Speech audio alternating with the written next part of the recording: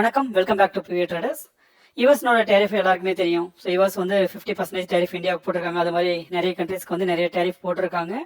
So இந்த tariff இன்க்ரீஸுக்கு எதிர்த்து யூஎஸ்ல வந்து கேஸ் போட்டிருக்காங்க.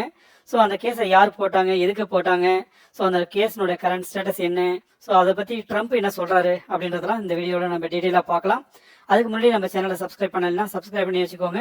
இதில் stock market related news, pre market, post market, financial information, அது மாதிரி நிறைய யூஸ்ஃபுல்லான கண்டென்ட்லாம் போஸ்ட் பண்ணிட்டு இருக்கோம். டெஃபினட்டாக உங்களுக்கு யூஸ்ஃபுல்லாக இருக்கும். வாங்க வீடியோக்குள்ளே போகலாம்.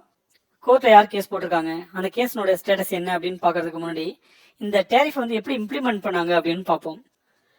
இந்த டேரிஃபை எப்படி இம்ப்ளிமெண்ட் பண்ணாங்கனாக்கா, international emergency economic power act IEEPA என்ற ஆக்டை யூஸ் பண்ணி தான் இந்த டேரிஃப் வந்து இம்ப்ளிமெண்ட் பண்ணியிருக்காங்க.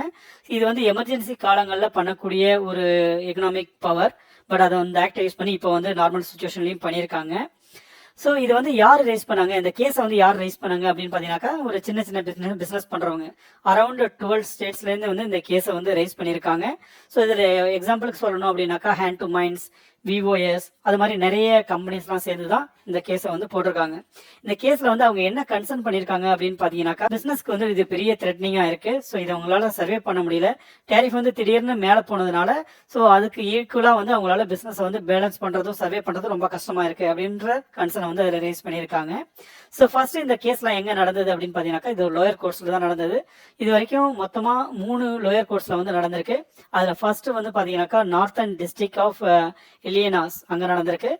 அதன் பிறகு வந்து court of international trade, CIT அப்படின்னு சொல்லுவாங்க. ஸோ அதன் பிறகு அதில் நடந்திருக்கு. அதன் பிறகு பார்த்தீங்கன்னாக்கா, US court of appeal for அந்த ஃபெடரல் சர்க்கியூட் அப்படின்ற கோர்ட்டில் நடந்திருக்கு. மொத்தம் 3 கோர்ட்டில் நடந்திருக்கு.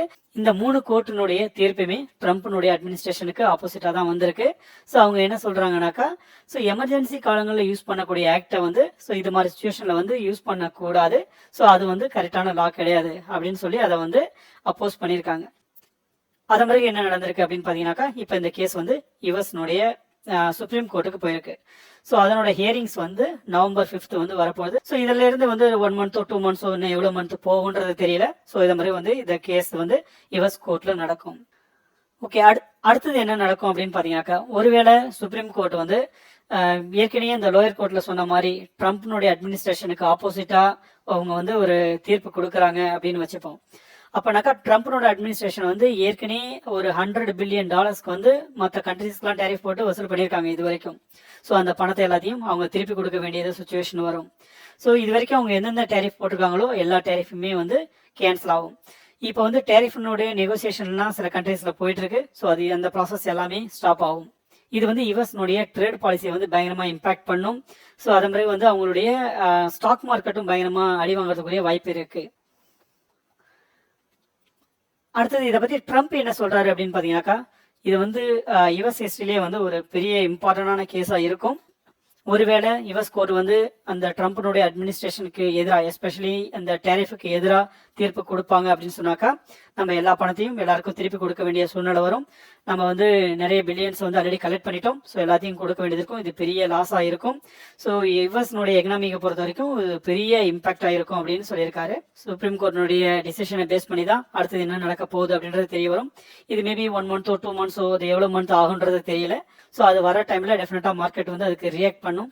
ஸோ இது பாசிட்டிவ் ரிசல்ட்டாக வருமா அல்லது நெகட்டிவ் ரிசல்ட்டாக வருமா, இல்லை வந்து கோர்ட்டில் வந்து என்ன முடிவு எடுக்கிறாங்க, ஸோ அந்த முடிவை பொறுத்து ஸ்டாக் மார்க்கெட்டினுடைய மூவ்மெண்ட் கண்டிப்பாக இருக்கும்.